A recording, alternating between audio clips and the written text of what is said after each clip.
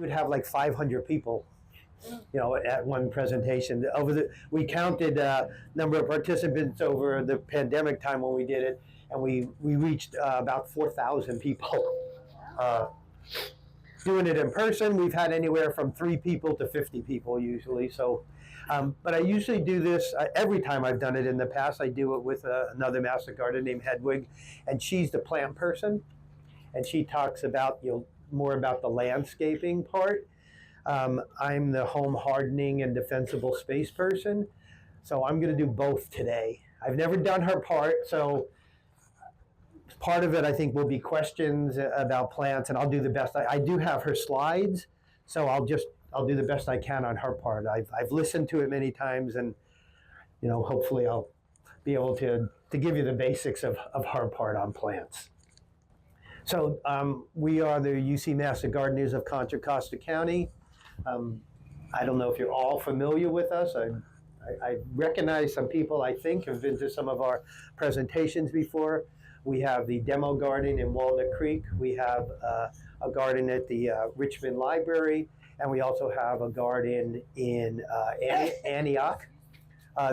The one in central Contra Costa in Walnut Creek is our main demo garden, and we do classes out there every Wednesday at 10 o'clock in April through October.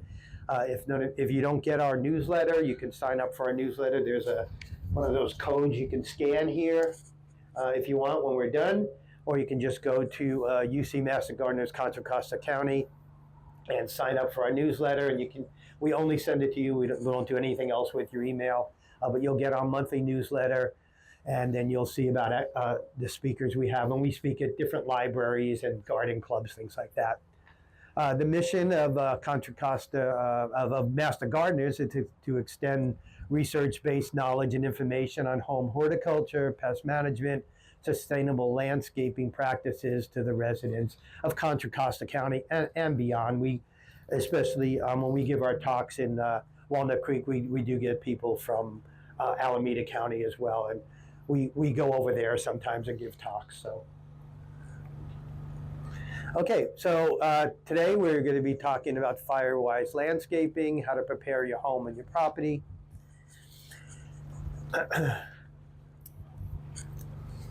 So, if you have questions, we're a fairly small group. If you have questions that you want me to answer at the time, it's fine. You can raise your hand. Some of this is just going to be background on why we're doing this. And so I just say that, if you've watched the news in the last few days, just, big fire right now going on by Chico, the park fire. There's a big fire in North Contra Costa County by Bay Point. This morning, I just went on to just see what the status of, I went to CAL FIRE, which provides all the information. CAL FIRE is reporting that there's presently, they did the whole west, from all the way from British Columbia through on the coast to California. There's 110 active fires covering almost 3,000 square miles right now. So, we've had a pretty hot summer. And we've had, warm record temperatures, dating back to 2018 is when it really started strong, and it looks like this summer is ramping up to be bad as far as fires go. Last year we kind of was kind of a normal or less than average year in fires, but as we all know, what 2020 was like. 2020.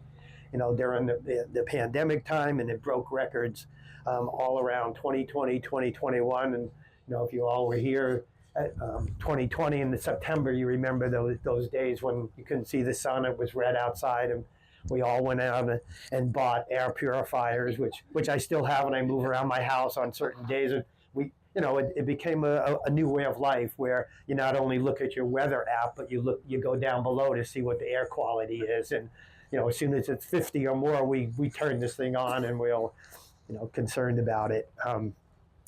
My wife has some respiratory conditions, so she's like, okay, forget it. It's 50. I'm staying in. I'm reading a book. I'm putting on this. So, but anyway,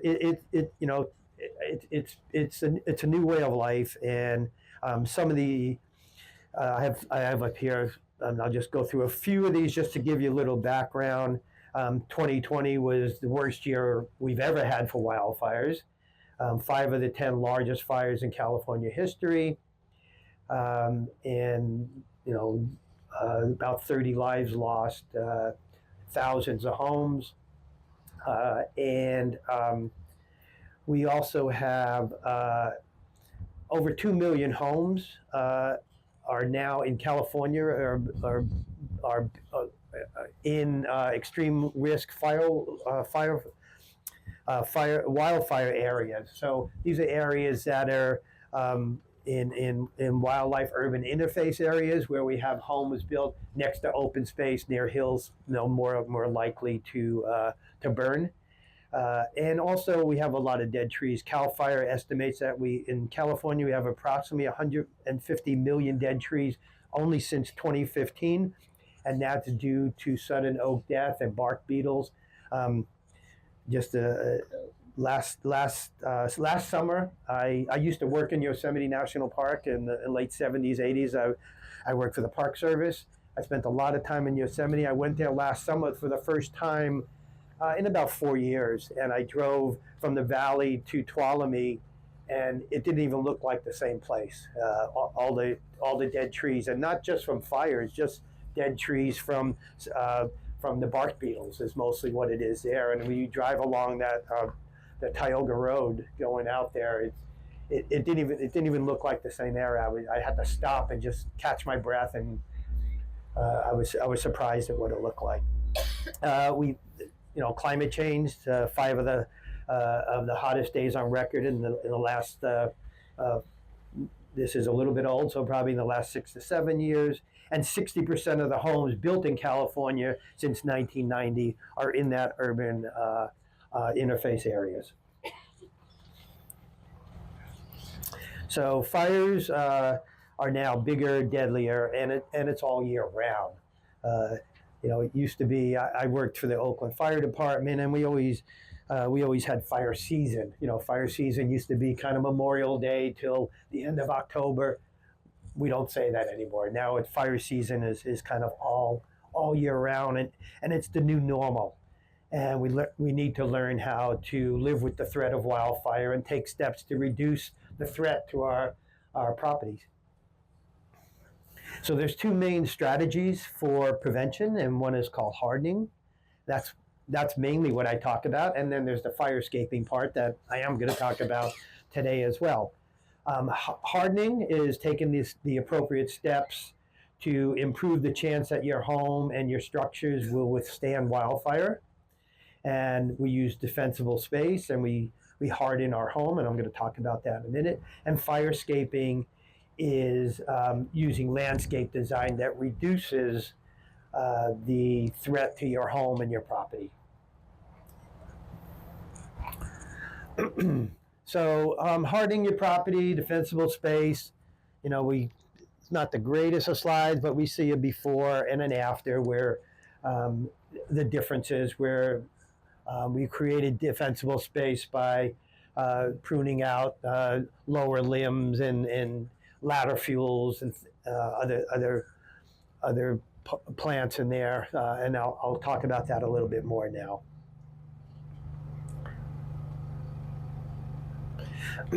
So hardening your home, it's not fireproofing. It's impossible to fireproof, but it addresses the most vulnerable components of your property with materials and techniques that can increase resistance to the sources of fire. And basically what we want to do is, as long as we don't have a firestorm on your property, like Paradise or some of the other areas, we're trying to reduce the risk, and so firefighters can respond to your property. Give it some time.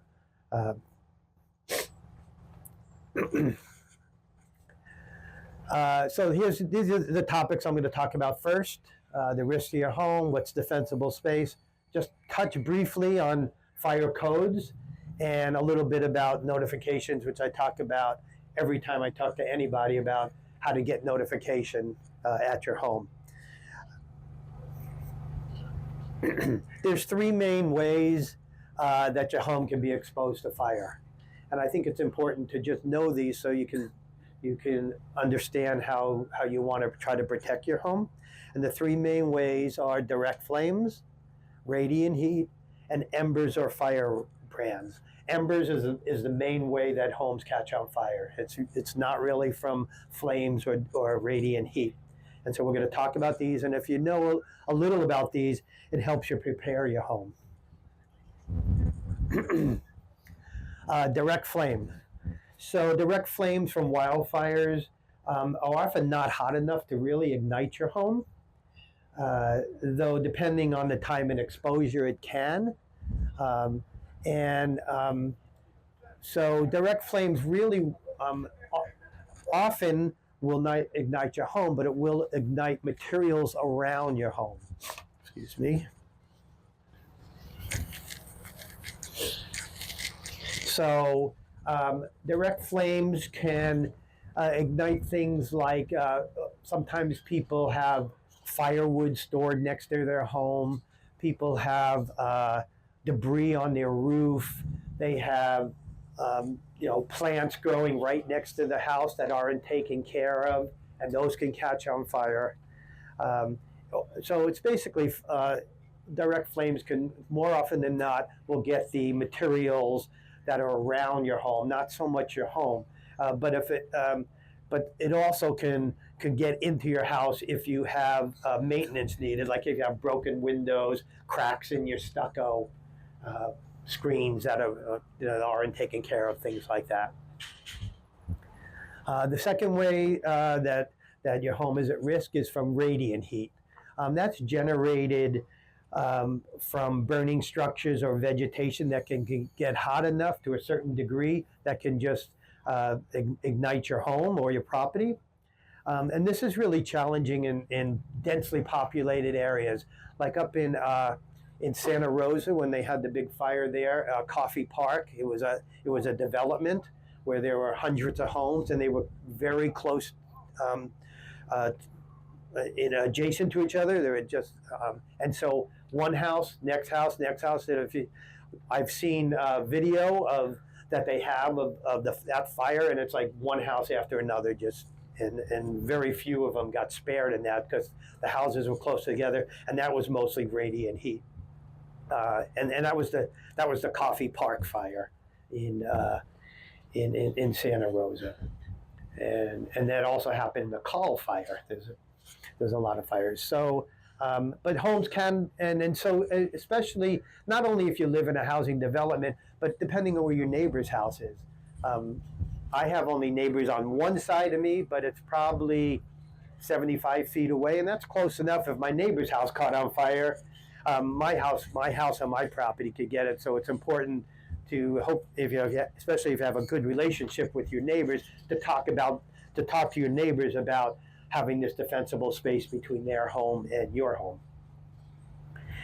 Okay, and then most fires on our are caused, two out of every 3 fires are caused by embers or firebrands, and they're small pieces of burning material that can travel.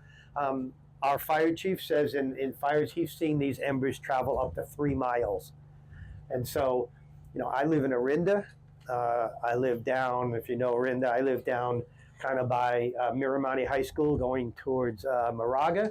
But if there was a fire in downtown Orinda, by Highway 24, it wouldn't be unusual if the winds were going the right way for embers to come all the way to my house. It's about 2.5 to 3 miles. So what happens in these fires is sometimes 2-3 miles away from the main source of the fire, there's spot fires that occur, and people are like, why am I having a fire? The fire is way over there, but if the winds are going right. And so so what you want to do is so you want to try to mitigate your property so that the embers can't get in. And I'm going to show you a few things here in just a moment. But so that means making sure your house is good maintenance. You don't want things like cracks, like I was talking just before, cracks, and you don't want fuel beds all over. And we're gonna talk about that right now. So creating this defensible space. is really extremely important. And like I said, what defensible space will do around your property is to slow the spread of fire until the firefighters can get there.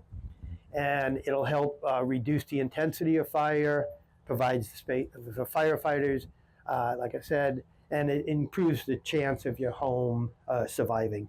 And it's now universal. When I first started doing these kind of talks, which was about 8 years ago now, each area in the state and even Cal Fire, they used to use different definitions. Some people call it, zone 1, zone 2, and now it's universal. Now it's zone 0, zone 1, and 1, 2. And so we're going to talk about what those zones are and what you can do. And so we have 3 zones, and this is universal. This is used throughout the West now. It's 0, 1, and 2. The 0 zone is the near area right around your home. Right now, it's defined as 0 to 5 feet, though in 2024, statewide, every 3 years we update our fire codes, and we're going to do it again in 2024. And statewide, they're now looking at defining this 0 zone as 0 to 10 feet.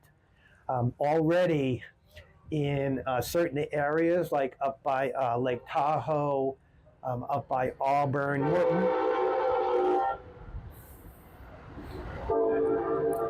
mostly, those kind of areas, but they're looking at a 10-foot zone. That would have extreme implications for us living down here. Where I live in Orinda, Moraga, we right now have the highest level of mitigation requirements as high as going, almost not quite as high as like Truckee and Tahoe area and some of the more forested areas, but we're just below that. And we're going to be, as a board member, starting in 2024, we're going to be discussing perhaps in enlarging that zone to 10 feet. I don't think it's going to fly with the residents for many reasons, which you can imagine. We'll talk about that in a minute.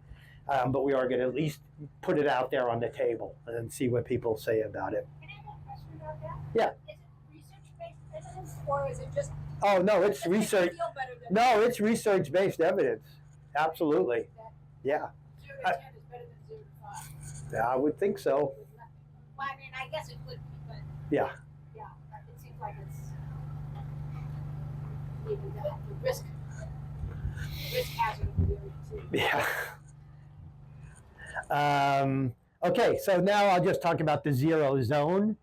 That's the 0 to 5. So that's your home and 5 feet around your home. And the idea is to eliminate receptive fuel beds. Well, what's a receptive fuel bed? That's like, if you have trees, that's like debris that's on your roof, debris that falls in your gutters. That's plants all around your house where there's a lot of dead material around there. So, a plant like rosemary, if it's kept irrigated and it's green, it's okay. It's not that bad. But having it right near your house, I mean, if you have rosemary and it's not pruned up, and it's kind of dense, if you can reach your hand in that rosemary and pull out a handful of dead material, then it needs maintenance and it needs pruning, and that's what the hazard is. That's a receptive fuel bed. I do inspections. We have an ambassador program in Moraga, Orinda, and we're volunteers, and we just go to homeowners and we just work with them. We walk their property, and 9 times out of 10, I can do that. Either rosemary or ivy, or all this other stuff that grows on people's hillsides, and I just reach my hand and I say, "This green." They say, "This is okay, right, ivy?" I go, "Well, the ivy itself isn't that bad," and I reach my hand in and I pull out a handful of dead material. I go, "This is what's not okay. The green is okay. That's irrigated. It's on a hillside, but it's all this dead material that's not okay." 0 to 5 feet.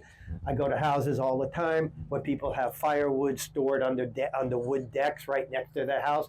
firewood that had been there for. I went to her house recently, and I said, "This guy," I said, "You still build fires?" He goes, "No, I haven't had a fire since about 1990." I go, "Well, what's that firewood doing there?" He goes, "Oh, he was older than I was, put it that way." And he said, "I don't know, I just haven't moved it." I said, "Well," I said, "mark that down. You have your gardener or something, get rid of that old decaying pile of termite wood over there next to your house that also could catch on fire." You don't want to have branches. You want to have any branches that are over your house at least 6 feet high, 10 feet over any chimneys. I have a chimney. I haven't made a fire in my fireplace in a long time. I do have branches, and they're pruned up. Gutters and vents cleared. So I just want to show you a few things here. If you have gutters, this is a gutter guard. This is another style of gutter guards. These are fairly easy to install. These particular ones are, these you just drill holes in here and you put them on your gutters, and these are very effective. These are stainless steel. In Moraga, Dorinda, being on the board, we have a grant program. We give these away for free. These are the best ones on the market right now. But you can buy these. There's a place in Concord, but you can look it up. I'm not supposed to give names of places and all that. What's the name of the gutter? Is it a number of them? Yeah, it's not, Gutter Glove. Gutter Glove. This is the best one made. We give this for free. And this is what I used to have on my house. So I changed from this one to these. I got these about a dozen years ago. These were plastic, and they were okay, but I changed to these. These are much better. These will be lifetime. I had these on for a little over 10 years, and the plastic was starting to kind of break down. There was little cracks in it, and even the screening part, when they pulled them up, a lot of it just broke. And these are better. So, I had these, and I didn't install these myself. Some people install them themselves, or some people, you can get a handy person if they know what they're doing to install these. Go on your roof and drill the holes correctly and everything. So, and how easy are they to clean year after year? You don't have to do anything. Nothing gets through. Only water gets through. But doesn't stuff stick on it over time and build up? Oh, on the top of it? Yeah. Well, I haven't had one on that long, so I don't know yet, but I have some, I have oaks mostly around my house. There's a few Monterey pines, not right on my property, but close. So I don't think it's going to be, I don't think I'm going to have to do anything, but I don't know yet. You still have to clean off any accumulation on top. Oh, what? You do have to go and brush them off every so Okay. Yeah, I really didn't do it very much with these, but I don't know if I'll have to. It depends on the home, I guess. My What mother it- told me once a year with this. Once a year? Yeah. Once a year, you still need to make Okay. That sounds reasonable to me. But the roof also, especially where the roof, where they meet and they have like these gullies on your roof, you should clean those because those are receptive fuel beds for embers also. Another thing you can do is this used to be on my home. This is a standard vent. This is a vent, foundation vent. These are what I had around my house. I had about 30 of these. And then we also have attic vents. They're about half this size. So I used to have these around my house. I took all these off, and now I have ember-resistant venting. And so this brand is called Vulcan Vent. There's a couple of different types of brands. This is a Vulcan Vent. This replaced the standard vent there. And so these just came out and these came in. I'll just tell you this, the difference in cost. This at a hardware store, I don't know, $3 to $5 maybe. This $30 to $40 each. And I had 30 of these. Plus the big dormer vents on each side of the house, the really big ones for the air circulation. Those cost about $200 each. I live in a really high fire zone. a high fire. The rating is really high, Moraga Orinda. So to protect my investment, I went for it all the way with these. But there's a much cheaper and easier way you can go, and you can do something like this, which is just ember resistant venting. Again, I don't know if any of you live in my fire district, Moraga and Orinda, but we have a grant program. We give these away for free, and you can either get rolls of it, or we pre-cut them. You can get it any way you want. And so what people do is they have these. They either pull these off and just put that behind it, and somehow you can use some kind of glue, or if it's large enough, you can just pull out the screws out of here and screw this right behind it. I've been to houses that I've been the ambassador where I inspect, where people just put them in front of it like that, and they duct tape it or they staple it, or but and sometimes I say, well, that'll work. He said, yeah, I'll get to it. At some point I'll fix it, make it nicer. But so you can get this yourself too, ember resistant venting. Does that venting shut off, close, or that doesn't shut off? This particular vent, Yeah. when this gets hot, Yeah. it closes. Oh, it does. Yeah, it does. Does it open again when it's not? Well, Replace them? it does not open again. You do. Hopefully, I'll never have to use it. I could just tell you, to do my house in this cost $4,000, but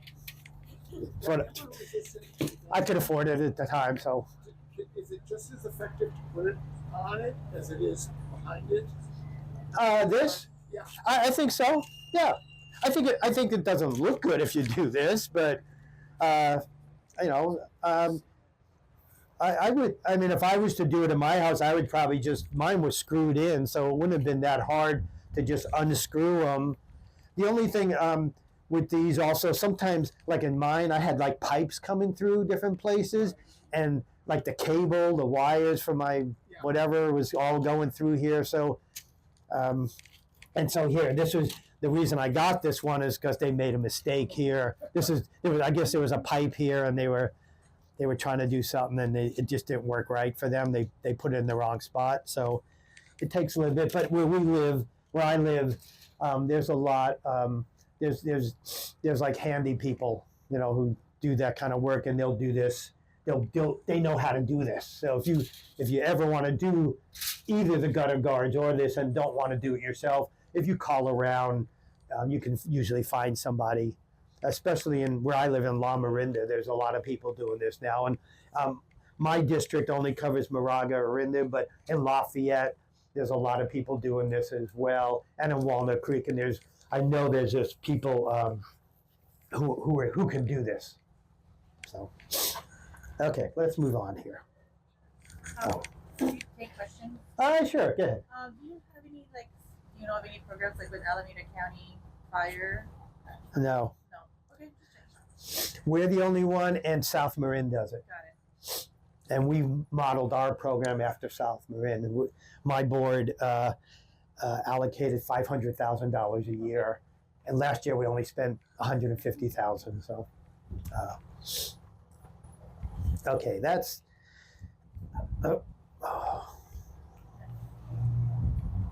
Okay, that was the 0 zone. 5 to 30 foot zone. They call that the lean, clean, and green zone. So lean is well-spaced plantings. So, we don't want to create, it's better when you're doing your landscaping, and this is another part of the firescaping part, but I'll mention it here because you want to space your plantings. It's better to have islands of planting instead of like continuous rows or lines of planting, because if you have rows or like hedge grove or something like that, it would create a line that could go to your property. And so when you have islands, there's space between the islands.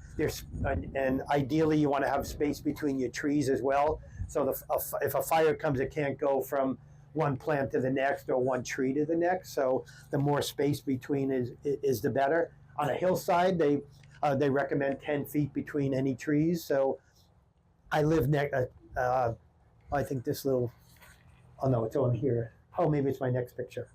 But it's next door to my property, and it's open space. I was able to go when they were doing the work and kind of point out which trees they needed to go get rid of, and they did.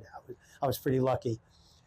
Ladder fuels. This is a ladder fuel. So ladder fuel basically, just real briefly, is like a bush growing underneath a tree.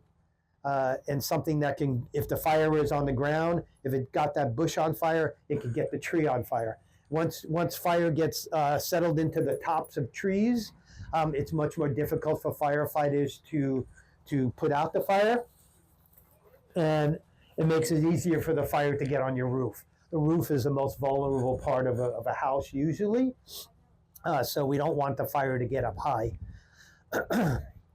And clean is just cleaning all that dead vegetation, the leaves, the debris, pine needles. I have a lot of oak trees around my house, and especially, I have an area like about 20 feet from my house where I have kind of a line of oaks, and I love the oaks. I've taken out a few of them. I have space between my oaks, but they drop a lot of leaves, and I probably have. I'm constantly trying to at least thin it out, but it's pretty thick. It may be like a foot thick of oak leaves. I try to thin it out. I keep them away from my house, and between where the oak leaves and my house is, I have gravel, kind of like this. So I do have space between there that would create a good barrier between the leaves, but it's difficult. But you just got to try to clean it as much as you can. And green means healthy green plants, keeping them irrigated, and using the correct plants in the correct place on your property. Okay. And then the final zone is 30 to 100. And I understand that not everybody has 100 feet of property. But if you do, and it's good just to think about the far parts of your property too. And that's where you just want to reduce the fuel. And this includes things like pulling out invasive plants. And so when I was driving here, I drove from Orinda all the way down San Pablo Dam Road to Richmond. Constantly along the whole road is French broom.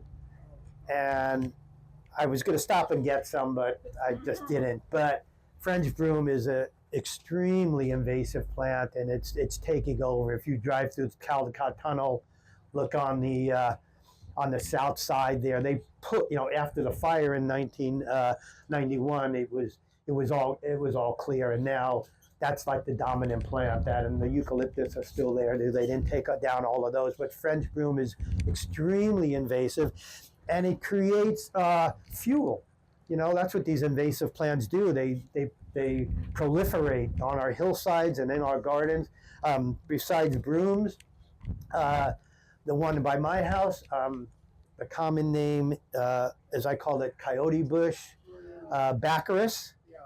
So there's different types of it, and so there's some that is a real. Someone here probably knows more than I do, and if my partner was here, she would know the name. But there's baccharis. There's some like really low ground cover type, and that type is not bad if you keep it irrigated. I have that at my house, but it's the real ones that grow really tall.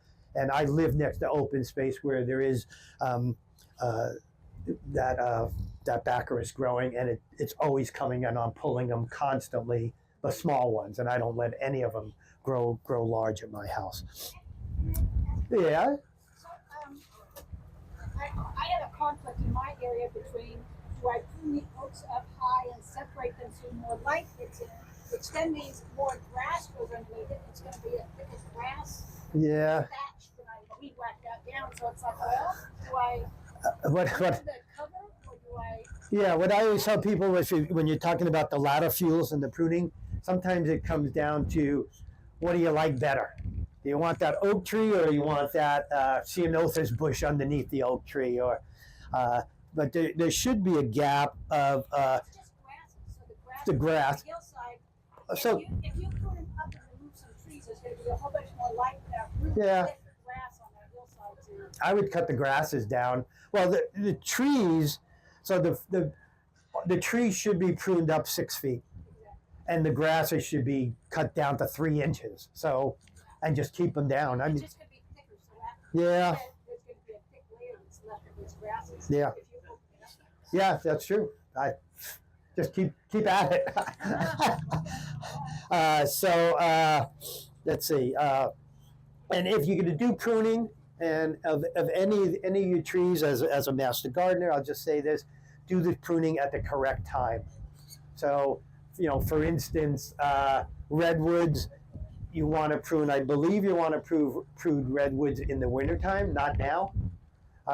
And oaks, you prune in the springtime, I think, early spring. So there's different times to prune for various reasons. You don't prune apricot trees when it's raining. It creates fungus. So if you're going to do pruning, if you're going to do it, or if you're going to have somebody do it, and especially, I talk to people in my district a lot about pruning. And they go, oh, I'll just have my gardener do it. I said, does your gardener know when to prune? Because I see, you see PG&E, right? PG&E, where I live, they're always out there, and they don't care. And they don't prune correctly either. They'll leave these big old stumps coming out of oak trees this big, and it makes it more prone for diseases, and it just doesn't look attractive. So when PG&E, when I see them on my block, I live on a cul-de-sac, and I know everybody. I'll go tell my neighbor. I'll say, "Hey, PG&E is pruning your tree," which they can do if it's on their lines. I said, "Get out there and tell them to prune it correctly. Tell them to take that branch all the way back to the trunk, and don't just top the branches and make it, tell them what to do. They'll do it if you go out there, but if you don't say anything, they won't. So important, just prune at the correct time. Let's see. And never prune more than about 30% of a tree, ever. And beware of pruning young trees as well. Defensible space, so use and replace. So we've kind of gone through a lot of that. And I didn't talk about wood decks, wood fences, things like that. Now, in many areas, including where I live, if you're building a brand new home, you cannot have any wood fencing or wood gates attached to your home. It has to be, like a Trek brand material, something like that, or metal, or some other non-wood product. And also when you're replacing plants, look at the correct plants in the correct time. So even in the 0 to 5 foot zone, it doesn't mean you can't have any plants there, but like you see plants out here. Here we have succulent plants and some low ground covers, there's some thyme, some other plants. As long as it's irrigated and it's kept low and not touching your house, you're okay. But especially with these succulents, I have succulents in the back part of one of my shady parts of my house, kind of partial shade, and it's by a hose bib, and I just hit it all the time, and it stays green, and that's okay. And even in my district, where we have the most stringent requirements for mitigation of your property, we allow these plants as long as they're ground covers and they're green and they're irrigated. But other plants like this native yarrow here, other plants like that, those need to be at least 2 feet away from a house. But if you have bushes, so a lot of people have things like we used to have, and we don't anymore. We had rhododendrons and azaleas by our house, and we took them all out. But if you have those even like 2 feet on the 2 foot, in the 2 foot zone, there should be really nothing except maybe some low ground covers like the succulents. I have gravel. I took out all my plants within 2 feet of my house. I have decorative gravel around my house now, which a lot of people are doing. My wife really didn't want to do it originally. She said, "Oh, gravel, it's going to be like that white stuff like Southern California, and no, it's not. We bought it at a nursery, and it's actually called Yosemite gravel, and it's kind of decorative. I think it looks nice, and it makes the house accessible. We have a ranch home, so I can get to the windows. I can walk on the gravel and clean the windows, and it just makes it very accessible around the house. So let's see. There's a question. Yeah. What? Vines on the house? In my district, it's not permitted. It's not. The most fire safe landscaping is not to have any vegetation touching a house. But if it stays green, you know, it's okay. I would say it's okay. I have wisteria that grows really thick this time of year. I mean, it's on a trellis. My trellis doesn't touch my home. The wood trellis is on a patio, and there's a gap between the trellis and my home, and I don't allow the wisteria to grow on my roof, and it stays irrigated. It's green, so I have that, but it's not touching my house. I don't have anything. I don't have any plant material touching my home at all. So if your grade level exterior finish is brick and stucco, do you look at that differently or end up for that 5-foot No. zone as opposed to No, the type of house construction where I live doesn't matter. Stucco, and yeah, it doesn't matter at all. Stucco is more fire safe than I have wood siding. It's more fire safe. But if you have stucco that's not taken care of, if there's Right. cracks and there's, you know, how you can get kind of where the stucco is, and then you can go to the foundation. If you can reach, the chief always does that when we go around with him, and he shows us, he'll reach kind of behind either the wood or the stucco and say, look, I can put my finger behind that, and, you know, embers can get up there. So. I had a question about fences. So you mentioned non-combustible fences if you've got something that touches the house. What are the options for? Is metal the only option for The what? for a non-combustible gate or Yeah. fences? I don't see too many options out there, and where Uh, metal is Metal. the only thing, and Metal, or I've seen, at least where I live, a lot of decorative like design. You know, it's not just metal. It doesn't look like a standard metal gate. It's like designs, like flowers, and yeah, you know that. I haven't figured out where to find a Oh. collection of those. Do you have any idea where people are getting them? No, Okay. no idea. Is that like a part of the legislation as far as fence code? For new construction only. Yeah, only not that it would never be. It would never be like you'd be grandfathered in basically. They're not going to make you take out your gates or anything. And If just you wanted to like make it safer, could we just switch out the part that's touching the house? yeah. So what I did, I do have on two sides of my house, I have wooden gates, and all I did is took sheet metal, and I put there was a little gap between the gate and my house, and I just put sheet metal Okay. between the gate and my house. I don't know if it'll do anything, but I felt better about doing it. Yeah. Fire code, so just really quickly, all of us, no matter where you live, this happens to be the ordinance, it's an ordinance, and this happens to be it for where I live. Like I said, every 3 years, everywhere. 2024, we'll be doing it again, and it varies. We have the strictest, and I'll just tell you what we added in the last go around. The two parts that we added was no juniper within 10 feet of any road in Moraga or Orinda. No bamboo within 10 feet of any road. Those are both very highly flammable plants. And no Monterey pines or eucalyptus within 6 feet of any structures in Moraga or Orinda. And people had to take all those down. Not many people had them within 6 feet. That's pretty close, but those are all gone now, including, so if you drive in our area, you're going to see yards that used to be all juniper, and now you can measure 6 feet and it's just cut all over. And so, I have a juniper tree right against my chimney, but it's green. I wouldn't have it touching my house at all. Juniper is highly flammable.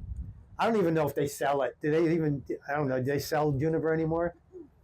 I don't even know if they sell it anymore. It's like a 7-year-old tree. Okay. All right. Well, I wouldn't have it touching my house. It's very flammable, and that includes. I mean, I'm using juniper as like a big category. I think that includes like. Well, I used to live in Oakland. I had like these cypress trees that were growing like right on my house, basically, in kind of the hills, and I took those down when I was living there in Oakland. So, but I include those kind of juniper-looking trees, you know. Yeah, so the big change that they're looking at where we live, at least, is doing, I was going to mention the 10-foot zone. They're looking at the 0 to 10 foot. People would be outraged. People didn't like so in Orinda and Moraga, we have a 2-foot zone now where we can have this. We can have succulents, but not much else.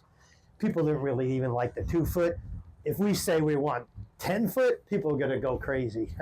Because even me, I have plenty of plants, mostly native plants. I'm mostly a native garden, but I have a lot of plants within 10 feet. So that would be, I don't think people are going to buy it. But we'll see.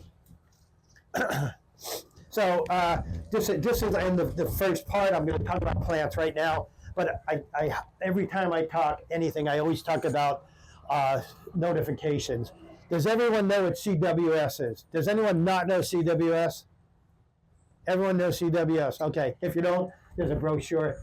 Everyone really needs to be signed up. If you do nothing else today, sign up for CWS. It's for life-threatening messages throughout the community.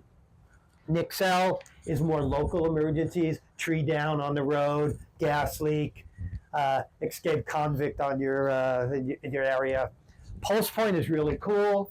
It's another app, and that one, if you hear a siren and you want to know, I wonder where that siren's going, you go to Pulse Point, and it'll show you, medical call, fire, gas shut off, whatever. And Zone Haven is kind of a new one. It only provides evacuation updates, and everywhere in Contra Costa is divided into a certain evacuation zone number.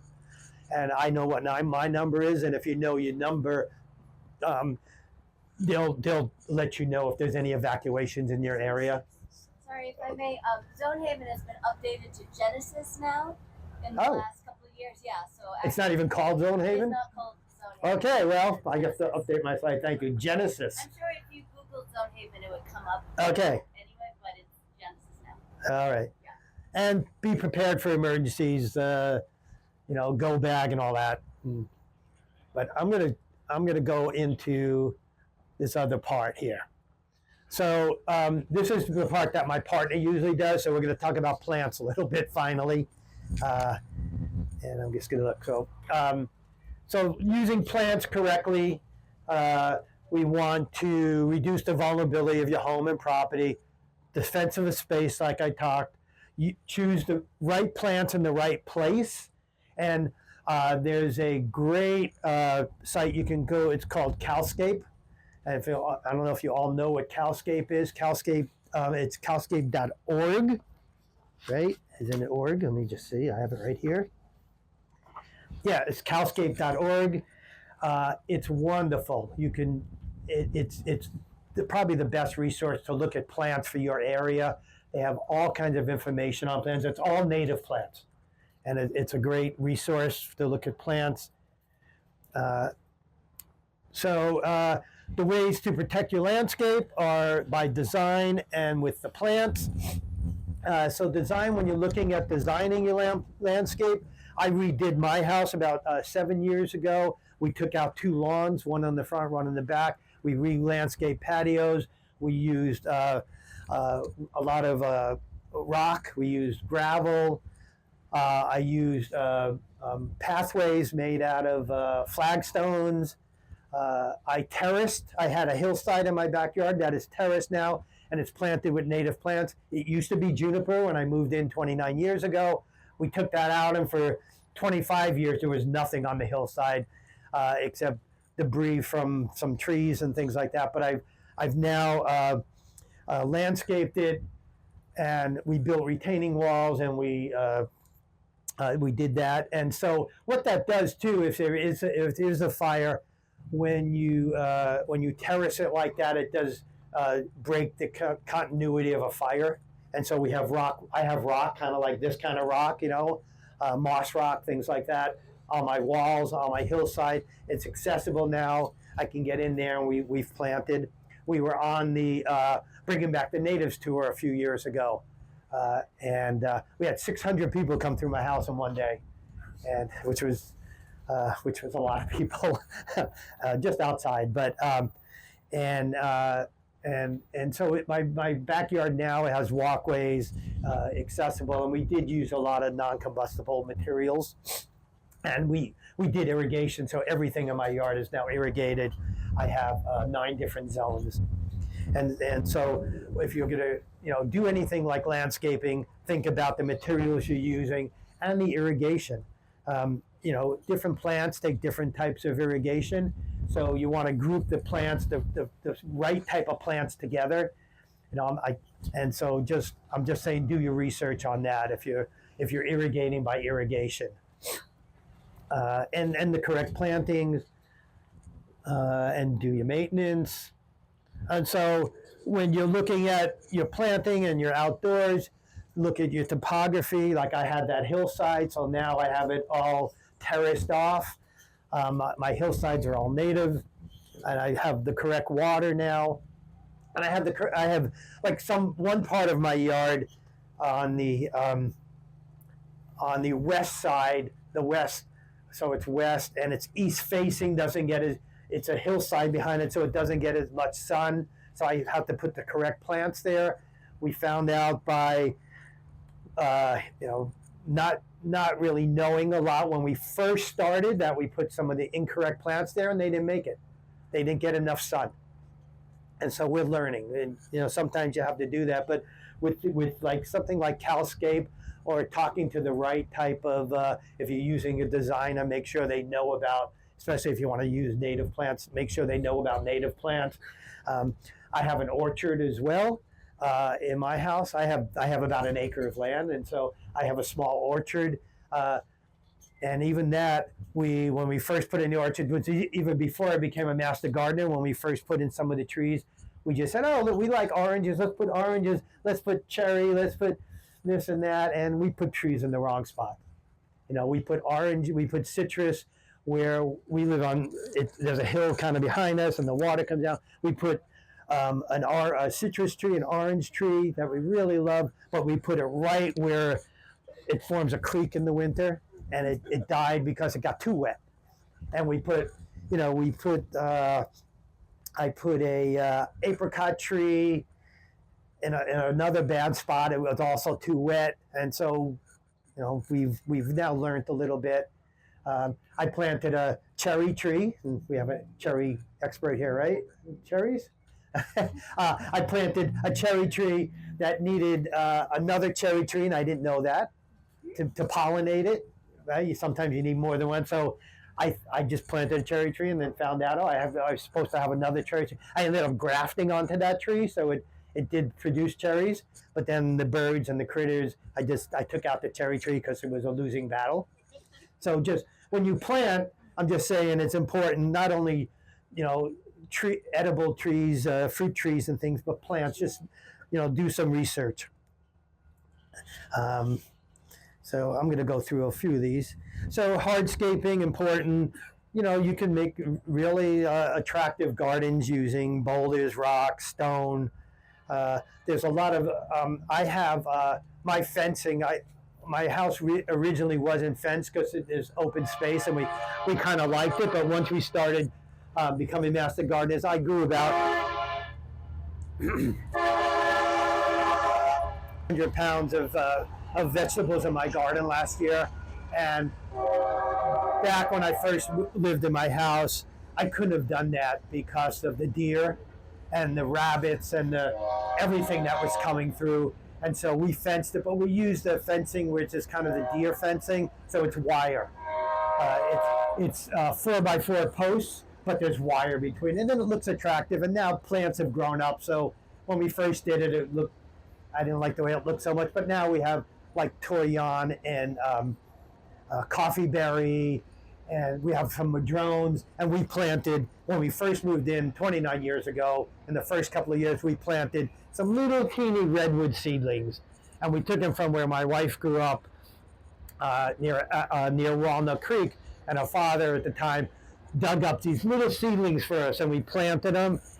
Well, now, 29 years later, the tallest one is about 60 feet, and this big around, and we planted them too close to each other, and we don't want to take them out now, but it's created on a good part of, and we put them in the right spot, which is good, and we have to give them a little bit of water in the wintertime, because now they're starting to turn into rinde. There's a lot of dead material on it, but if I was to do it again, we have 8 of them. I would probably have only planted 4. So I'm just saying, you have to just watch where you're planting, what you're planting, and be aware of, when I planted that little seedling like that, I didn't realize in 29 years it's going to be this huge redwood. But it does provide habitat, and they're beautiful. We did put them in the right spot, so that was good. So these are all the slides that my partner would have done. So around your home, good to use the materials around your home: concrete, some boulders, glass, things that are easy to maintain, irrigate. You can use all these different materials, low growing. People still like to have lawns, and there's other. You don't have to use your standard type of grass. There's other types of grasses that people are using now that maybe are tougher and more fire resistant. If you use, and another talk that I give has to do with critters. We call it the critter talk. And you were talking to rats, moles, voles, raccoons, and deer. And people have lawns, and their first question is, "Oh, look, I got moles, voles, and gophers. What am I going to do now?" So that creates another problem. Those critters all love lawns, so just beware. You can create, my partner Hedwig always said, you can create beautiful spaces using, other materials instead of materials that are combustible. Different types of materials. That's kind of like the fence that I have, kind of like that. I think this is actually at her house. Fences and gates. Proper maintenance. So it's, I always say the maintenance of your yard. Like in your house, you vacuum, you sweep, you clean. You need to start getting in that mindset of doing that outdoor maintenance. Not so much sweeping, but cleaning, getting all that dead material around your plants. You can see how these beds look with the nice mulch and everything. I mean, that's how your outdoor should look as well. The maintenance, I kind of talked about that in the defensible space. Maintenance around your home, the ladder fuels, space between. I want to get the plants.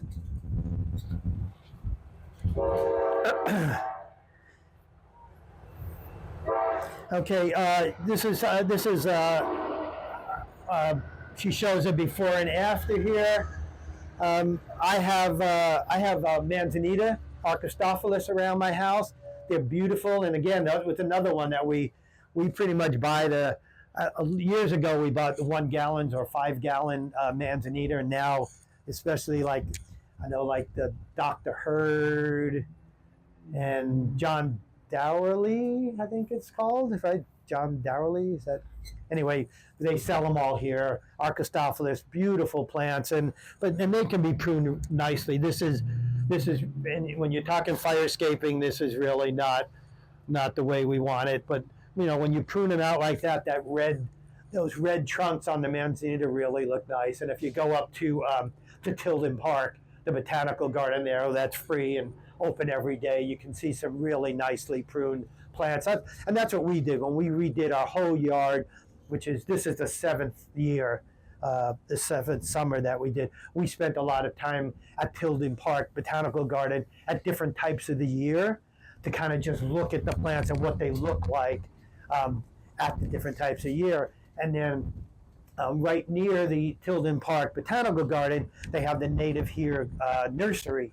And at that nursery, they sell plants and they tell you where these plants were where they got the seeds, or if they get the plants themselves, and they tell you where these grow specifically. Like from my area, they'll say these seeds came from Briones, or this is common in San Pablo Dam, or somewhere like that. So that's a pretty good place to go. There's also, without really saying that, I don't like to give names, but for native plants, I'll mention that place. I'll also mention in Richmond, Watershed Nursery, which I think is wonderful, and the people there are great. They really know, they sell what's appropriate for this area, and they know a lot, so you can ask them any questions you want, and they're wonderful. Yeah. I had been told that manzanita was too prone to fire. I was told to pull out a whole hedge of rosemary, and I said, well, I'm trying to put in California native plants, and I came up with manzanita, and they're like, oh no, that's too oily. Well, I think manzanita, a lot of times in master gardening, we say it depends. So it depends how you're going to take care of the manzanita. If your manzanita is going to look like this, and you're not going to do maintenance around it and rake up all the dead material that's occurring right now in the summer, then maybe it's not the best thing. But if you maintain your manzanita and it's pruned up like this, it's okay. I mean, manzanita grows. It's a native plant. It grows everywhere here, and I don't think there's a problem with manzanita unless you're just going to leave it and not do anything to it. Then it could be. I certainly wouldn't put it within 10 feet of my house, but there are. And after I said that, then I said it depends, because manzanita, we're talking Archistophilis, and there's ones that'll grow, like this, like a tree, but there's low growing ground cover Archistophilis as well, and I have that probably within 5 feet of my home, but I don't see any here, but it's a ground cover. But I do see here like Ceanothus, and so Ceanothus. What's the common name? California lilac, all that. So I mean, there's different types of that. There's some of I have some of that grows a little further than my house.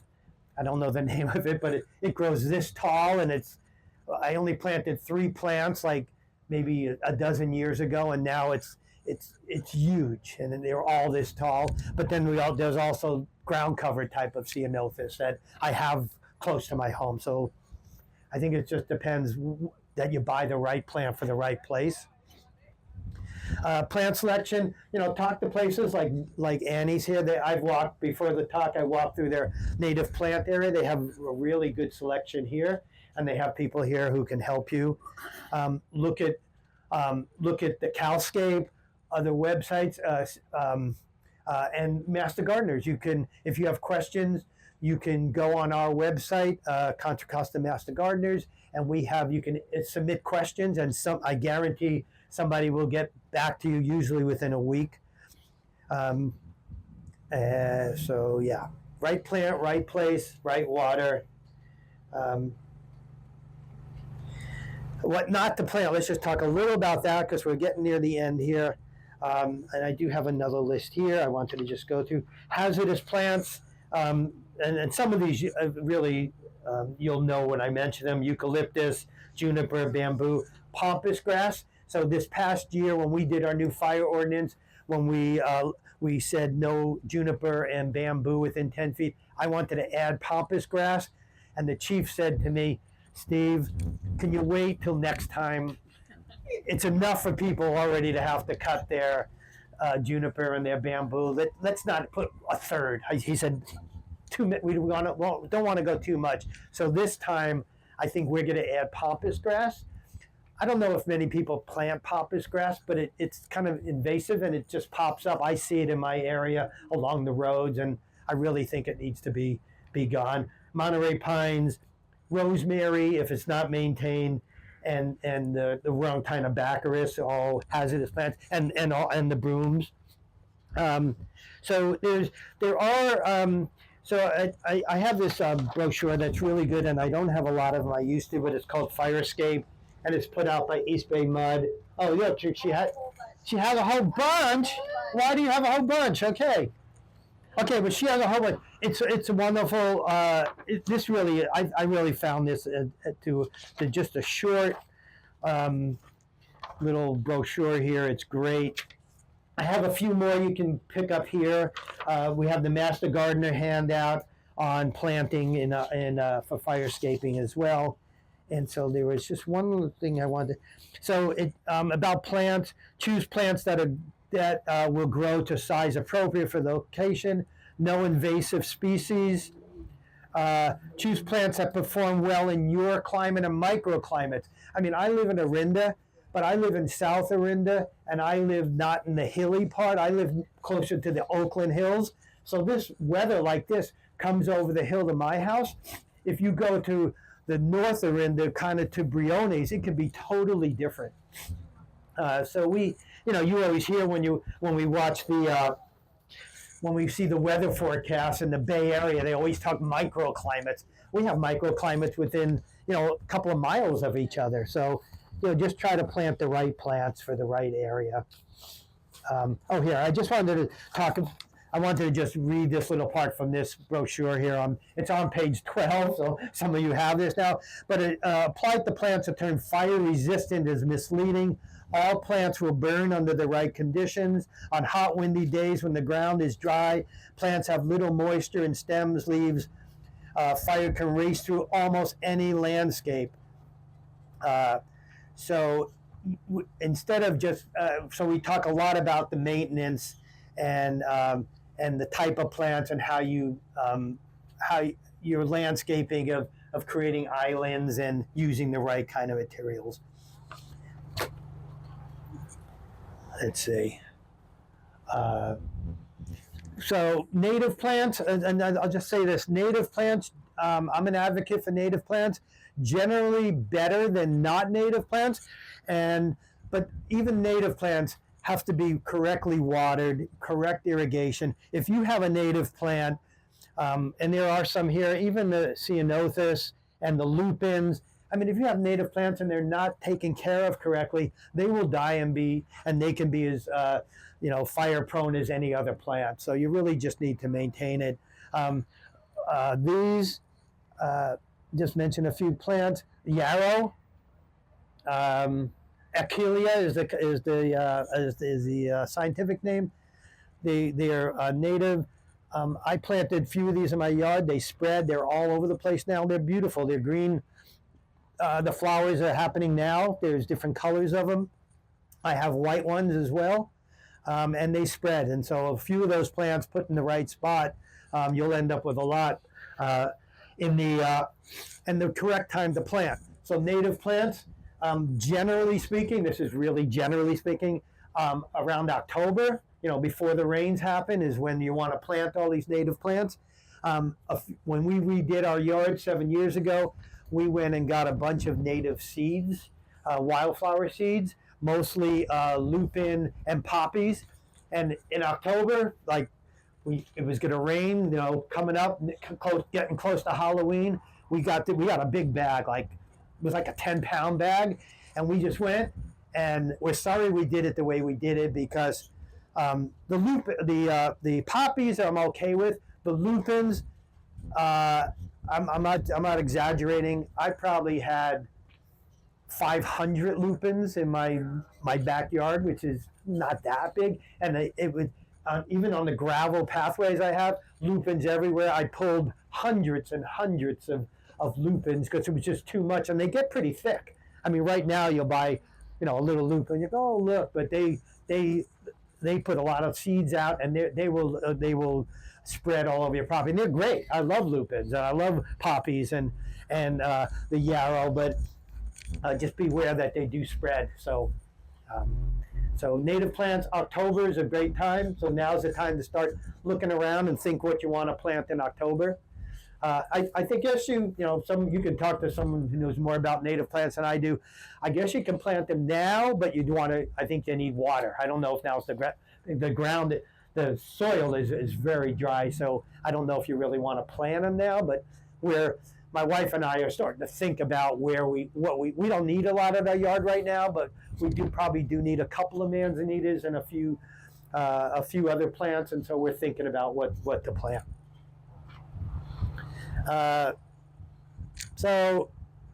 Firewise plants, you know, certainly I see a lot more cactus even in my area, and they seem to make it through the winter. We're members of the Bancroft Garden in Walnut Creek. I go there regularly. They seem to grow them pretty well there. A lot of people grow succulents. They have a very good selection here of succulents and herbs. So, you know, these are some of the native plants here. These are really good native plants. Redbud, I find I've tried many times to grow redbud. They don't want to grow them on my property, but for some reason they just all die. I don't know. Maybe I need to go buy a big one and really. I buy small ones. I try to be more thrifty on my plants, and but I just can't seem to keep redbuds going. But they're beautiful. They take a really long time too. But they have a lot of succulents here and herbs. So this is some thyme. I don't think this is the culinary thyme. There's different types. So again, if you want to plant, we have this. I have this same one, I think, growing like between my flagstones on some walkways, and it doesn't get much bigger than that. But you step on it, it smells really good, and you wouldn't use this for culinary thyme. I have an herb garden, and herb gardens are great too. And it stays green, and you know, just don't put it right next to the house. We have ours out the back door, kind of near the kitchen, so we could go and get it when we need it. But it's in a separate area, and it's separated. It's on the other side of my flagstone patio. Herbs are great to use in landscaping as well. And I like the thyme because, like, when you step on it, you can smell it. And we have, besides that, we have a bunch of mint. We have lemon balm and some different mints and things like that, and basil, and oregano. If you plant oregano, beware, because you're going to have oregano everywhere. Yes, it's like an invasive weed, but at least it smells good, and we use it. Chamomile too. I planted chamomile. Now I have it everywhere. If you like chamomile tea, it takes a little time and effort to harvest it and dry it out and everything. But I have endless amounts of chamomile tea now. Try to avoid, you know, this type of plants. So I've mentioned some of them as we're talking.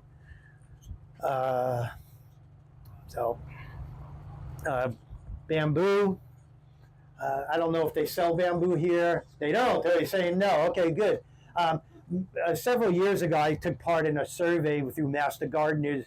It was with an organization, a nonprofit that was going to nurseries, and they gave us a list of plants, and we walked all these different nurseries, and we would check if they had the plants, and these were invasive plants that they were trying to get nurseries, including some of the big box stores, not to sell. And so we would go note if they had these plants, and if they did, we didn't actually go to the owner or something, but we reported back, and then they would send the correct information to the nurseries. And we found, even I did Ruth Bancroft, because I'm a member there, so I figured I'd do Ruth Bancroft. I did Home Depot, and I found plants that was on this list, and then I left it to this group to notify the nurseries. Different types of plants to avoid. So, you know, some plants, like I said, they may be native, but they're not that good. So one of them, chamise, right? Many of you know chamise. If you go to certain areas, I don't know if we have much of it really here, but I was over when I went down to the coast, right? I went down from Carmel, and Highway 1 was closed, and then we went through Paso Robles and back to the coast again, and we saw a lot of chamise on the Highway 99 area. in that area by Paso Robles. It was all over there. And it was really hot. Mount Diablo, the big fire there, Chemise Chemise. was all over. Yeah, so even though that it is a native plant, but it's one we really shouldn't plant. More Firewise good plants to plant, but again, even though they're listed as native or Firewise, you just really need to maintain them correctly and plant them in the right spot. Here's what makes it more Firewise. Now those mimulus always look dry in the summertime. Mimulus, yeah, there's some I here. see them right there.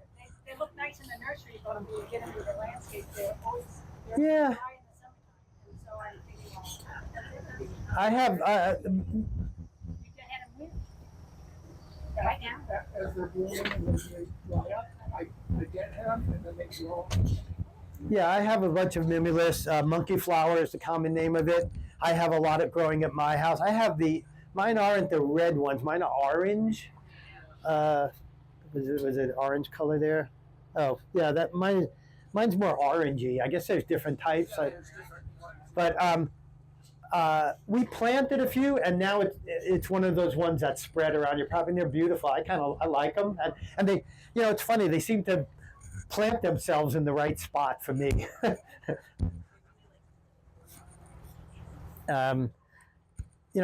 You can join this Firewise communities. So where I live, they're all over the place. I know there's other Firewise in Lafayette and Walnut Creek, and I don't know that much about out here if there's Firewise, but you can look it up and find it. At Firewise, like up above Kensington Wildcat area, they actually have grants to help Yeah, clear both their property and the adjacent property. yeah. We have the Diablo Firewise Fire Safe. What's it called? Diablo Fire Safe Company. You had it on one of your websites. Yeah. I was wondering what area do they? I think they do Alameda and Contra Costa because they give grants into where I live, so they give grants. And yeah, I think it's countywide, Alameda and Contra Costa County. They'll give grants up to $5,000, not for your individual home, but if you get a certain number of homes and you want to do like a hillside or something like that. So let's see. I think I'm about there. There's probably things I didn't talk about because I don't usually do all of this. Any other questions I can answer? I'm just looking here. Oh, one other. I just see one note. I made a big note for myself because I always like to mention this. Non-native and invasive plants, they don't support our local wildlife. So I went to a talk earlier myself this week. It was on pollinators and wildlife. And for the most part, like bees and butterflies, things like that, they don't really get attracted to the non-native plants. So they were attracted much more to the native plants. And so you can get certain non-native, like a lot of people plant, and they sell it at most nurseries. They probably sell it here. Crepe myrtle trees. They don't need much water once they're established. I have one in my house that I planted probably 20 years ago. It's a beautiful tree. It blooms. It has bright, kind of pinkish red flowers, but it's not native. And I asked the question when I went to the talk earlier this week about myrtle trees and what was the other tree? There was another tree we talked about. Liquid amber trees. Very nice trees. And liquid amber in the fall looks beautiful. They don't attract wildlife. They do nothing for the local wildlife. So these experts who were given this talk on plants and what to plant and wildlife, they said they recommend finding alternatives to those type of plants that do attract wildlife. So that's pretty much all I got. If you have any questions, I'll do my best. They sell most of the plants here, everything here, good plants. And like I heard, some of these other plants they don't sell here. And they do have people that know what they're doing. So, yes.